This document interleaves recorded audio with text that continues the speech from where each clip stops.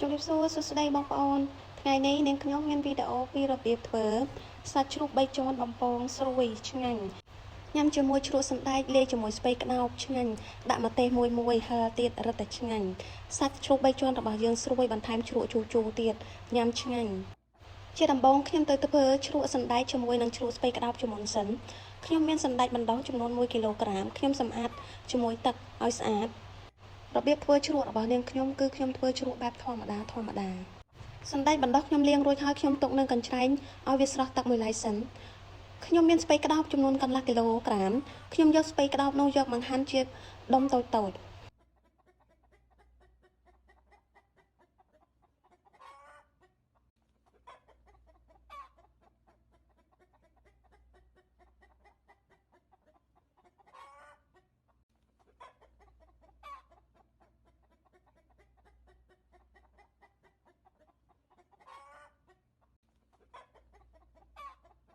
នៅពេលដែលខ្ញុំហាន់ស្ពៃក្តោបរួចហើយខ្ញុំយកស្ពៃក្តោបនោះដាក់ក្នុងចង្ដែកហើយដាក់ទឹកត្រាំរយៈពេល10នាទីដោយក្នុងទឹកនោះខ្ញុំដាក់អំបិលបន្តិចដើម្បីឲ្យវាចេញជាតិថ្នាំ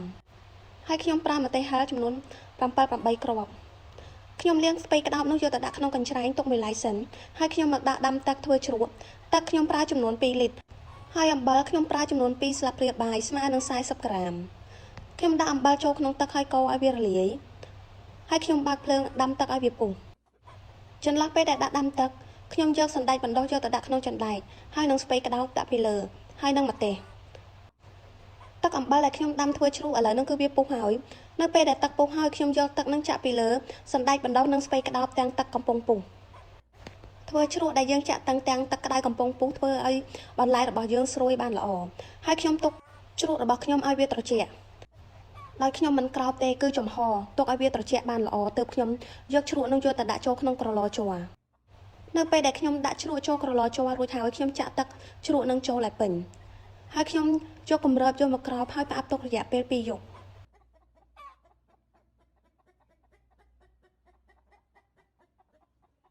នេះជាជ្រក់ដែលខ្ញុំផ្អាប់ទុក2យប់ទំនើងណាស់បងប្អូនសាច់សណ្តែកហើយនឹងសាច់ស្ពៃក្តោបឡើងថ្លាហើយស្រួយជ្រក់សណ្តែកបណ្ដុះហើយនឹងជ្រក់ស្ពៃក្តោបឥឡូវហ្នឹងបានជូរហើយអញ្ចឹងខ្ញុំទៅធ្វើយកសាច់ជ្រូក3ជាន់យកមកបំពងសាច់ជ្រូក3ជាន់ខ្ញុំមានកន្លះគីឡូក្រាមខ្ញុំយកសាច់ជ្រូកនោះយកទៅសម្អាតជាមួយទឹកលាងឲ្យស្អាតកោសស្បែកវាឲ្យស្អាតហើយខ្ញុំកាត់ពីព្រោះខ្ញុំយកសាច់ជ្រូកនោះយកទៅចំហុយមុននឹងចំហុយខ្ញុំដាក់ដាំទឹកឲ្យពុះសិន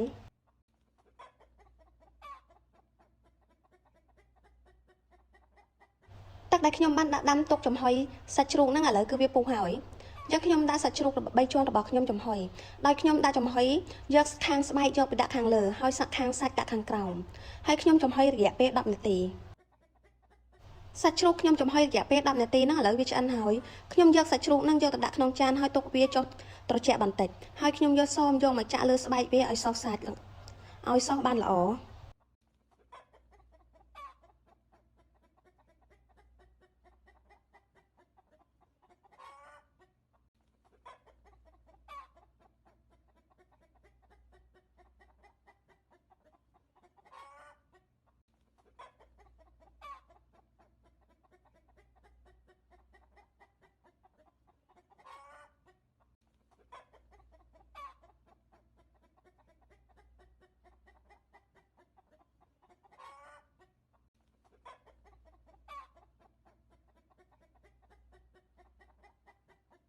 នៅពេលដែលខ្ញុំយកសមយកមកចាក់ពីលើស្បែកជ្រូកបានសោះបានល្អហើយខ្ញុំយកអំបិលបន្តិចយកមកលាបពីលើស្បែកជ្រូកឲ្យសព្វដោយខ្ញុំប្រឡាក់តែបន្តិចទេ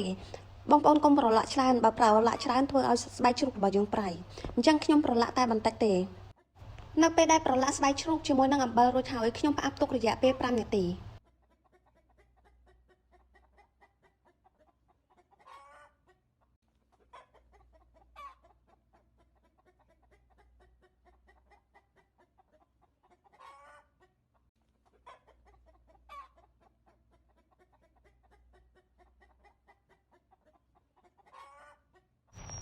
នៅពេលដែលផ្អាប់សាច់ជ្រូកទុកបានរយៈពេល5នាទីហើយខ្ញុំយកក្រដាស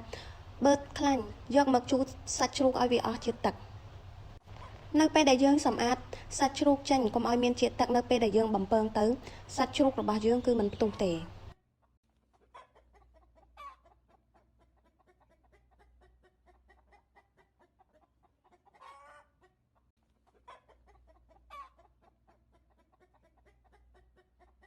នៅពេលដែលសម្អាតសាច់ជ្រូកឲ្យអស់ពីជាតិទឹករួចហើយខ្ញុំដាក់ខ្ទះលើចង្ក្រានហើយខ្ញុំមានទ្រនាប់ទ្រើដាក់នឹងសន្ទះដើម្បីបំពងស្បែកជ្រូកហើយខ្ញុំចាក់ប្រេងឆាចូលទុកហើយបើកភ្លើងទុកឲ្យប្រេងឆាក្តៅបានល្អខ្ញុំដាក់សន្ទះបែបនេះដោយសារខ្ញុំបំពងតែផ្នែកស្បែកជ្រូកមុនខ្ញុំអត់បំពងសាច់ទេព្រោះអីខ្ញុំអត់ចង់បានសាច់ជ្រូកវាស្រួយខ្ញុំចង់បានតែស្បែកជ្រូកស្រួយបើសិនជាខ្ញុំបំពងទាំងអស់ចូលទៅធ្វើឲ្យស្បែកជ្រូកមិនទាន់ស្រួយផង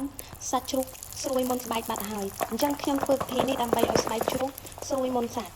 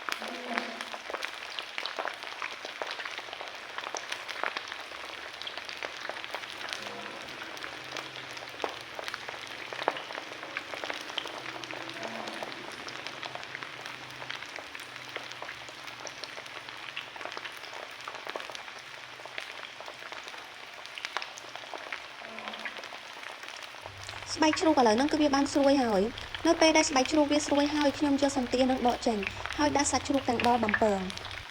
ហើយខ្ញុំបន្តបំពងរហូតដល់សាច់ជ្រូក3ជាន់របស់យើងស្រួយបានល្អ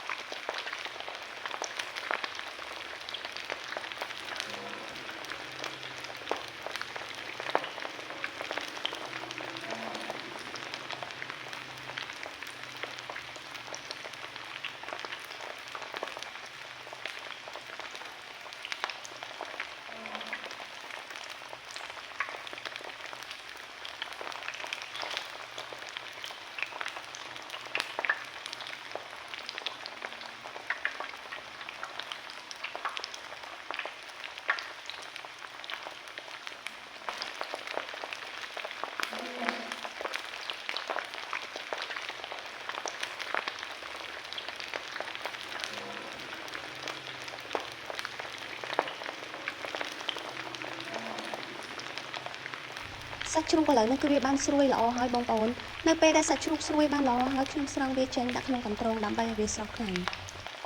ទំនងណាបងប្អូនស្រួយឆ្ងាញ់ញ៉ាំជាមួយជ្រក់ទៀតជូរស្រួយឆ្ងាញ់ញ៉ាំជក់មាត់ហើយជ្រក់របស់យើងក៏វាស្រួយហើយបើសិនជាយើងយកទៅខ្លះសេតកកទៀតរត់តែស្រួយញ៉ាំជាមួយសាច់ជ្រូកក៏ស្រួយជ្រក់ក៏ស្រួយដាក់ម្ទេសហឹរតិចទៀតរត់តែឆ្ងាញ់